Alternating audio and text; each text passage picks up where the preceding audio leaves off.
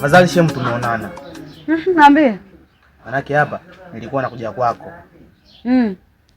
Shemu, ujue mimi nishachoka kuishi na maumivu ya mwiba katika mwili wangu.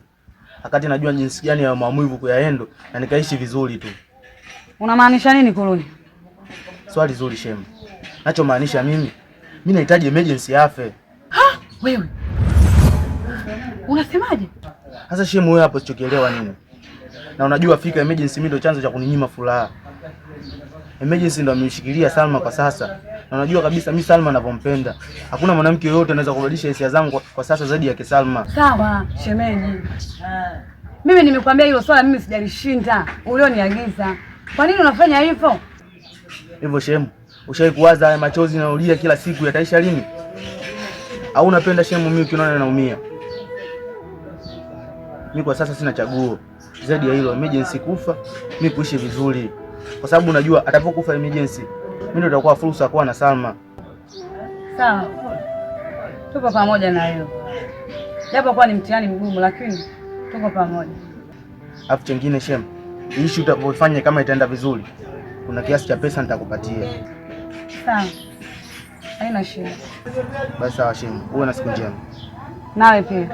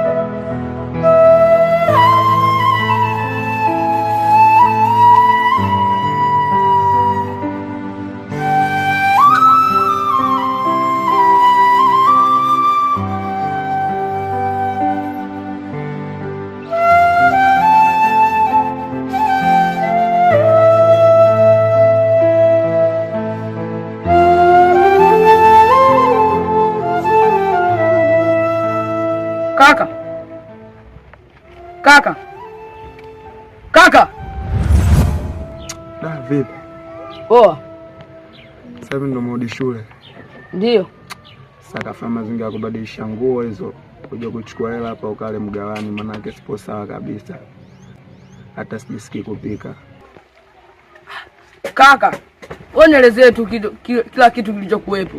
Usinifiche, mimi ni ndugu yako na ukiangalia sisi tupo wawili tu.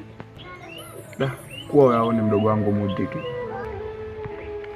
Wewe niambie, usiona unaniambia kwa mafumbo. Wewe nielezee tu shida nini? Hapo kuna jambo nimekukwaza kuhusu mimi, labda nimekukosea. Unaweza kuniambia? Wangu Salma. Salma ndo nani? Salma ni shemeji yako na nilikuwa na promise kwenda kukutana akanitambulisha kwa mama yake. Ila siku za nyuma mama yake Salma mimi nimemkaba. Nilipofika pale mama yake Salma akanitimua na hata sijui Salma nimwambie nini ili apate kunielewa. Kaka, Salma ana hasira kwa sababu umemtabia mzazi wake. Ila Salma ni binadamu kama wewe. Ukijaribu kumuelewesha atakuelewa. Poa Mudiki. Asikafanya mazingira ya kubadilisha hizo nguo, ufanye kama nilivyokuambia. Mimi ngoja nipumzike hapa. Nikikurupuka nitajua nini cha kufanya. Sawa.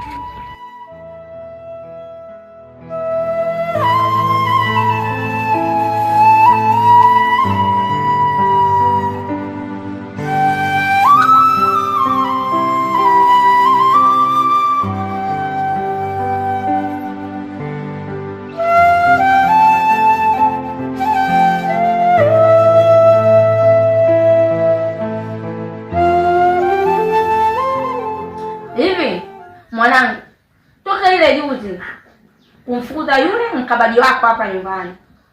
Ina maana mwanangu amani hamna kabisa. Kula ujisikii kazi, ujisikii kitu chochote nyumbani. Hivi mwanangu, mbona uamki wewe? Mbona unapita kuhangaika, mbona vijana wako wengi, lazima umpate yule? Nimekwambia nyumbani kwangu mimi simtaki mtu kama yule. Unamleta mpaka hapa. Na nimekwambia alichonifanyia.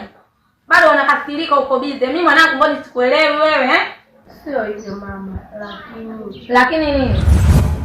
Ingekuwa shangazi yako hapa hajaondoka, singekuwa umenitia aibu wewe. Shangazi yako angekuwa anajisikiaje hapa nyumbani? Tabia zako sizipendi. Sijui unanielewa sijui. Au unataka mimi niongee na nini wewe? Sasa wewe kaa, angalia maisha yako.